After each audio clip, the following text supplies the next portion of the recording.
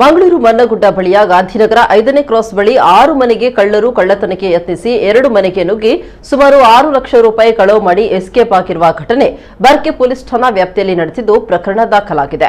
ಕಳ್ಳರು ಮನೆಯ ಸುತ್ತಮುತ್ತ ಸುತ್ತಾಡುವ ದೃಶ್ಯಾವಳಿ ಸಿಸಿಟಿವಿಯಲ್ಲಿ ಸೆರೆಯಾಗಿದ್ದು ಇಬ್ಬರು ಸುತ್ತಾಡ್ತಾ ಇರುವುದು ಕಂಡುಬಂದಿದೆ. ಈ ಕಳ್ಳತನದಲ್ಲಿ ಇನ್ನೂ ಹಲವರು ಭಾಗಿಯಾಗುವ ಶಂಕೆ ವ್ಯಕ್ತವಾಗಿದೆ. ಬರ್ಕೆ ಪೊಲೀಸರು ತನಿಖೆಯನ್ನ ಆರಂಭಿಸಿದ್ದಾರೆ.